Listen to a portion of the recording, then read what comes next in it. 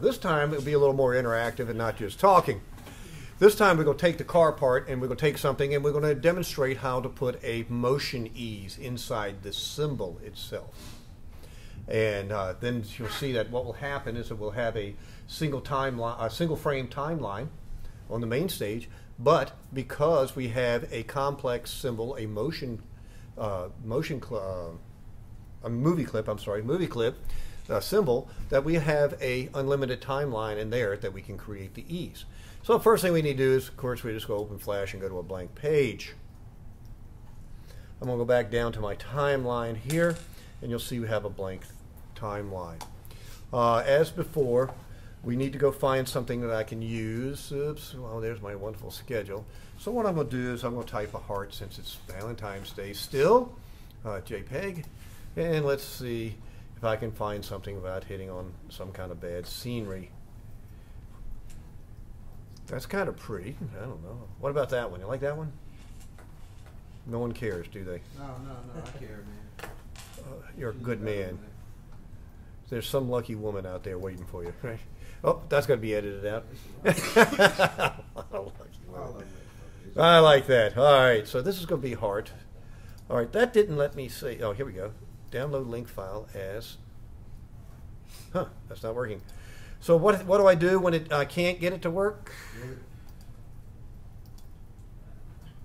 Now I got it. Okay, so now dot JPEG.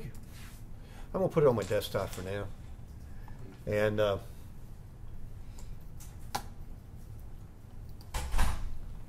what I'm going to be doing is that let's go drag it into the library really quickly. If you don't know the shortcut, you just drag up here. And during this lecture, let me show you that again, review the tools for cleaning up a picture. Oh wow, that's awfully big. Cancel that. Let's drag it out.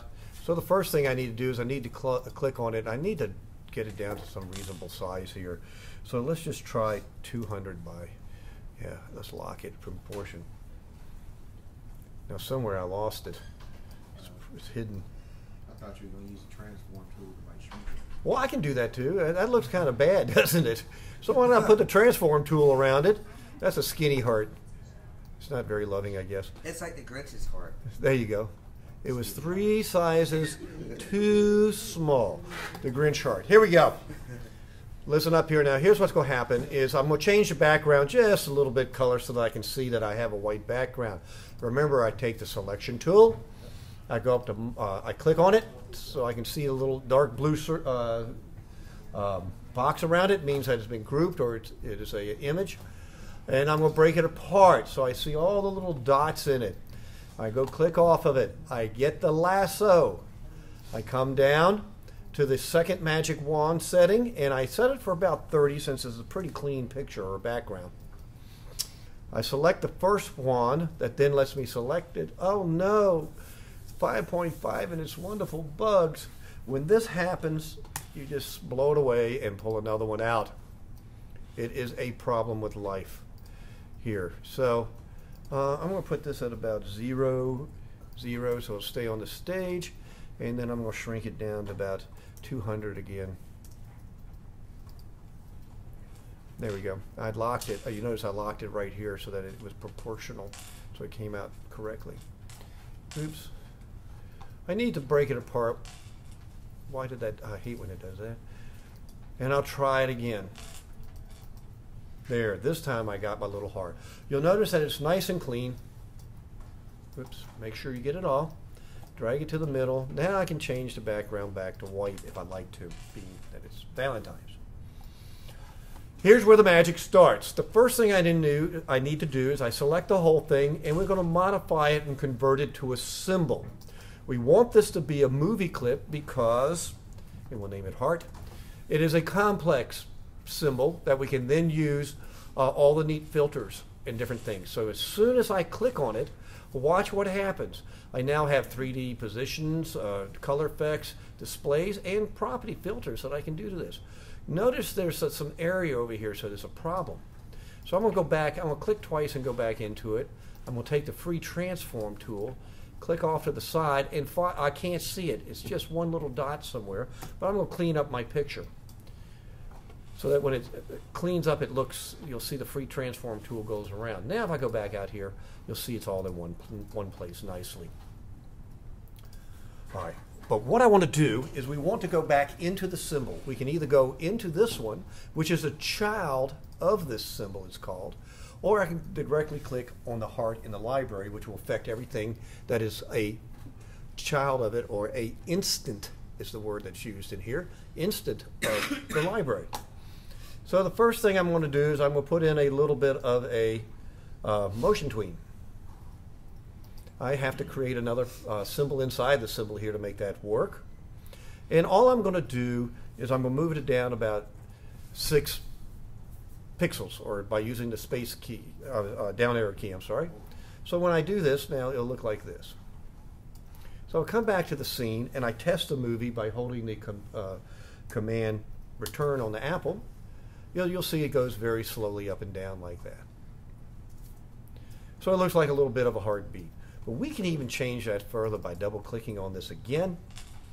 You'll notice up here, off the stage, I'm now inside the symbol editor. So I'm in the heart editor. I am going to right click.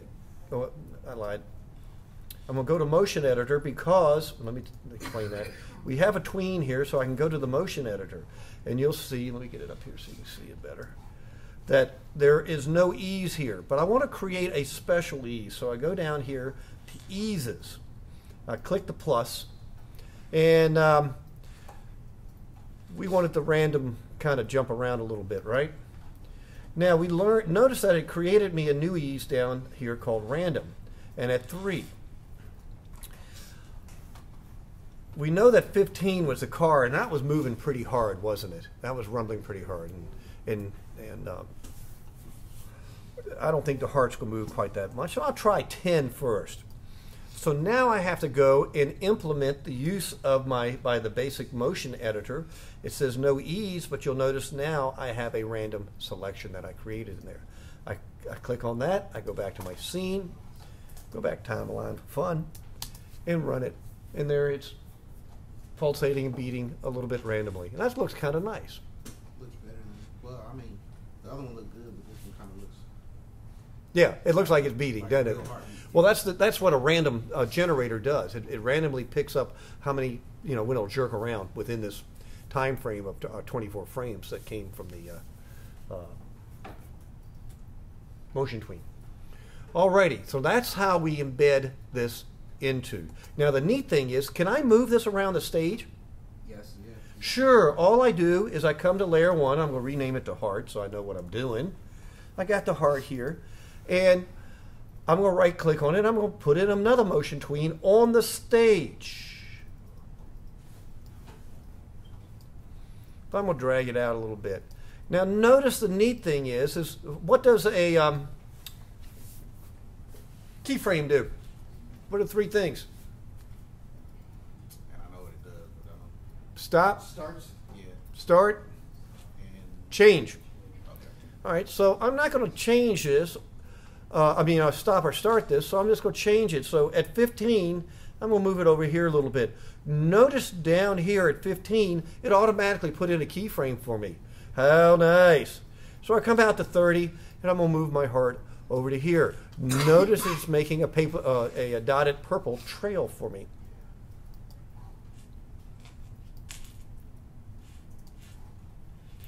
And then at 60, I'm going to do something a little more fun.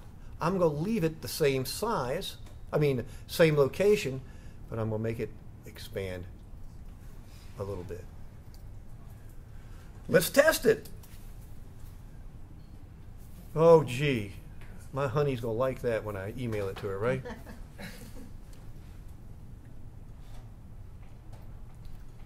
Already questions on that. So now understand exactly what we did. We created a symbol of the heart. We put a picture of a heart in there. Then inside that symbol of heart, we had to symbolize the heart one more time, right? Because we want to add a motion tween to it. And then we created a small motion of it moving down. But then we went to the motion editor of the timeline inside the heart. And we added an ease to it, a random ease. which makes it look pretty cool. Then we came back out to the stage and we said, okay, now we got this heart just sitting there and pulsating. Now let's move it around on the stage a little bit. So, let's have a little more fun to show you that now that the heart has been having a good time standing there, I'm coming out to here and I'm going to drag another heart out here. And I'm going to make it I'm going to make it bigger. Oh, I didn't mean to put it there. Oop, oop. Yes, I did. This is the heart. Heart 1. This will be heart 2. Got my, excuse me, but I got my layers off a little bit. And this is going to go over top. Boom. Now I'm going to drag one out here.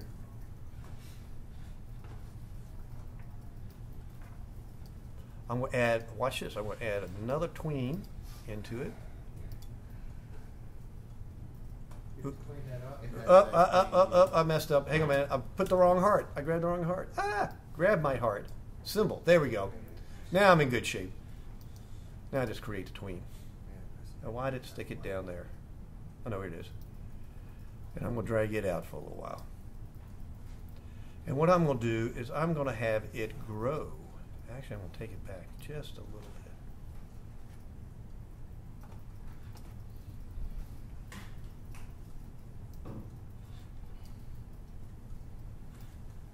So as soon as it hits here, I want it to pop in, and then I'm going to have this heart very quickly come right here and grow it to fit the whole stage. There we go. And now it will stay like that. So here's my new timeline now.